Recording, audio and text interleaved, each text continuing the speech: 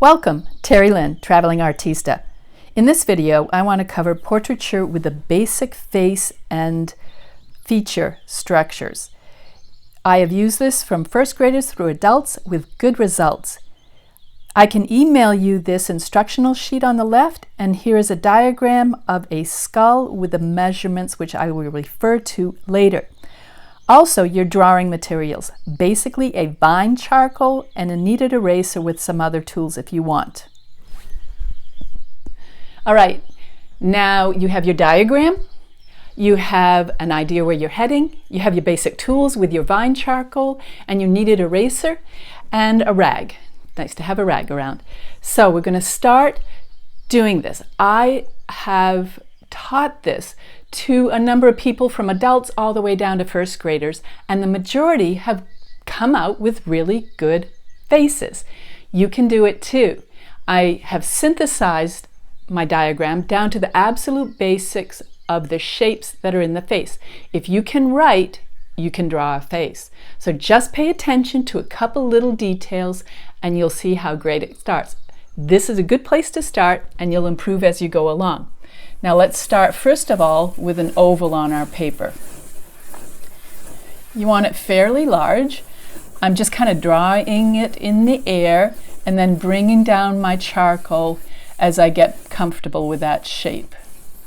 The face is not a perfect oval, but it's a good place to start. Now if this is the top of the head and this is down near the chin, your eyes, and you can measure this even with a ruler, are about halfway on the head. That's one of the first mistakes a lot of people make, is they put the eyes from the top of the hairline, or this part of the hairline, down to the chin, so the eyes are about 2/3 of the way up on the head.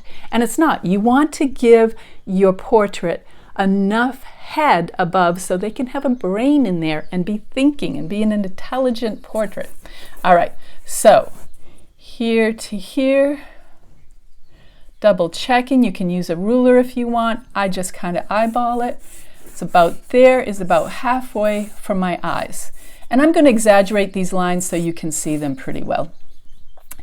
About a quarter of the way up from the middle to the top of the head is where the hairline's going to fall, more or less. And then about another quarter of the way down, more or less, is where the mouth, that opening of the mouth, is going to be. All right. Again, it's not a perfect oval, and we will make corrections as we go along. So let's get going on the eyes. Now the eyes are an eyeball that sits in the skull in an eye socket. And they sit about, I'm going to kind of put that in there just so you think. If you look at a skull, you can see those. It looks kind of funny here. It looks like an alien. Anyway, so there's the eyeball. And the corner of the eye, that fold, is here. And as the eye fits around that eyeball, it's going to go approximately if here's the edge and that's the other edge, it is going to go up about 1/3 of the way and then slowly down about 2/3 of the way. This is the nose side, all right? We'll get the nose over here. And then on this side, it goes down slowly about 1/3 of the way and up a little faster. That's generally speaking, just to give you an idea. It helps you find a shape. So up 1/3 of the way to here and down 2/3. Down 2/3 and up 2/3. Same on this side. Corner to corner. Now if you notice, if the eye is about that big, they're about one eye distance apart. So that's a little bit of a measurement. The eye, and then kind of to the edge of the face is not quite another eye. 1/3 up, 2/3 down, 1/3 down, 2/3 up. This is a little flatter, but that's all right. We're getting the idea. And then your iris will fit within that, and it fits in such that part of it is above that eyelid and gets hidden by the eyelid.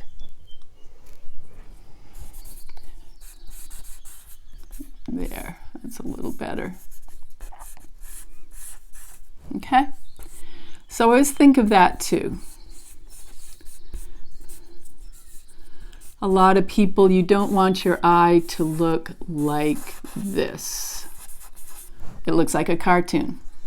All right, We want to sit it into that eye socket and into the eyeball. All right. There's also a shadow here. There's a cast shadow coming down in.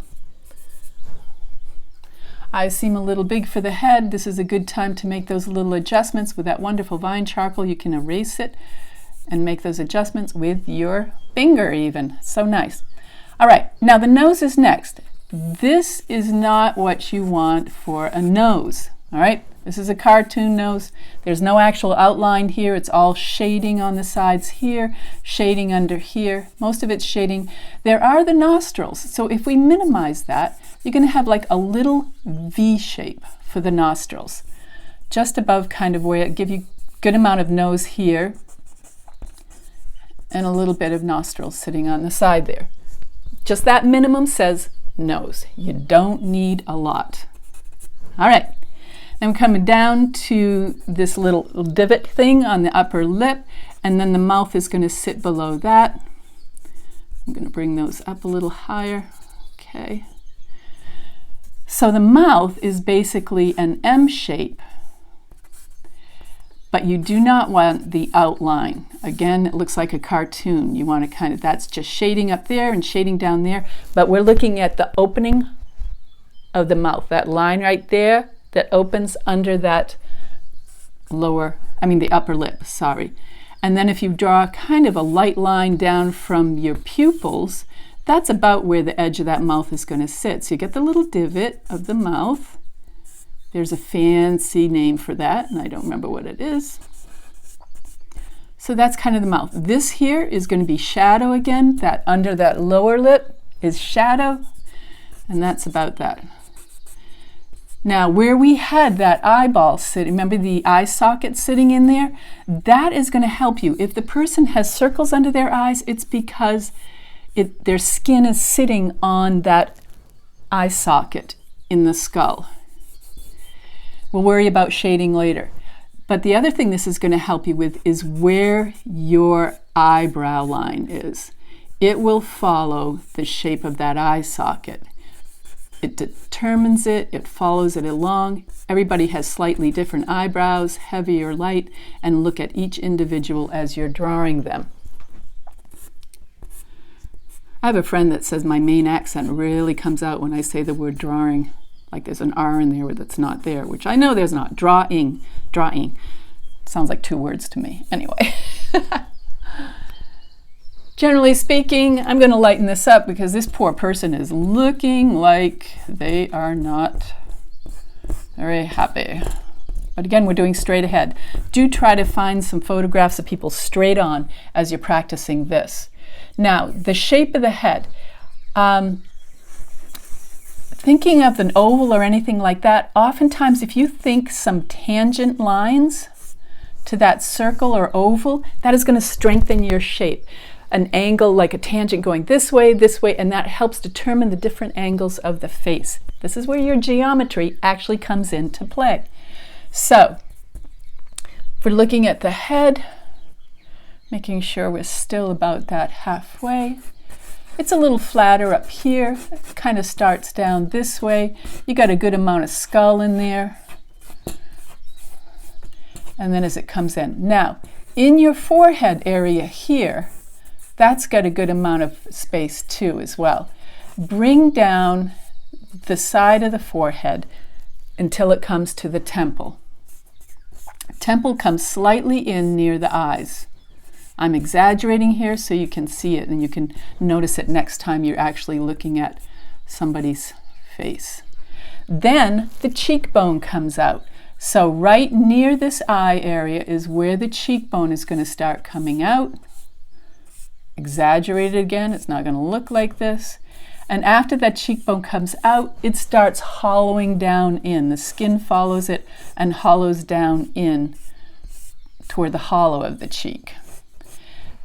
Just about the time that's happening, from straight on, the jawbone starts to come out. So you'll notice that there's a jawbone here. And the jawbone then angles in toward your chin. So by drawing those tangential lines, you can get a good idea of what these angles are looking like. And it will help strengthen the drawing of the picture. So you're thinking angles, you're thinking solid three-dimensional forms. Now see how I'm double checking the shape, the distance from the eye to the chin and the top of the head. All right, more or less. Just kind of having some fun with it here. Relax, have fun, draw away. You can do this with pencil or charcoal. Again, that's minimized. Now the ear is basically almost a B shape. So the ear goes kind of between the eyes and the base of the nose. It starts up, that upper fleshy area, it starts to come in, and then the lobe will poke out. A little earlobe poking out there. Again, minimize these. You don't want it to be too obvious. And it fits in and sits close to the head. All right. This ear's sticking out, but that's okay. We're asymmetrical. Cheekbone, jawbone, coming in. This person has a very small chin, and then you need the head to sit on something, and the neck comes basically out from under that jawbone. There's that jawbone.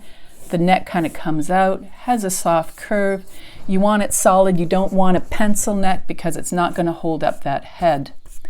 And then as that starts to come and eventually kind of comes down toward this area, the muscle from the back of the neck will come out and head out toward the shoulder.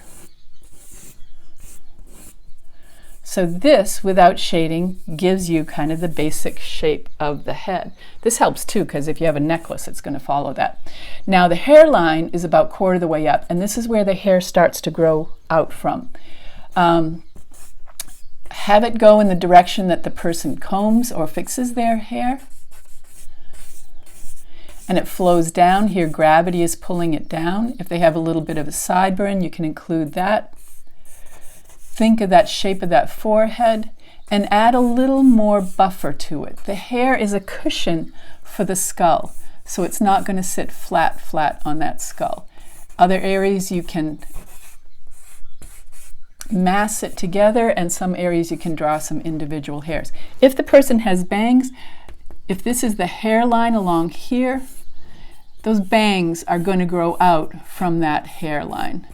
Okay, that's where they start, right there. And this is the part of the head that a lot of people forget about. All right, so this is your basic head. I would go ahead, practice this, check with me if you have any questions, and then later on we will go into individual faces. We will deal with individual features of the face one by one, and then get into shading and more advanced ways of approaching this. But get comfortable with this first. And remember that halfway space for the eyes. Don't get the eyes sitting too high up on the head. Have some fun with this. Go ahead and play with it. Remember to email me if you want the instructional sheet, and I can get that to you. And here are the samples I have drawn over time, so you can see some variety. Each time it's a little different. Also, some student drawings, adults and a first grader. This is doable. Just practice it and try and play. Enjoy it. Our next video will deal with individual features and how maybe to make those work better. Eventually, we'll work with profiles and different angles of the head before we start shading and then adding color into this. You can do it. It's fun. Play with it. That's the important thing. Meanwhile, keep creating, stay happy, and keep dusty.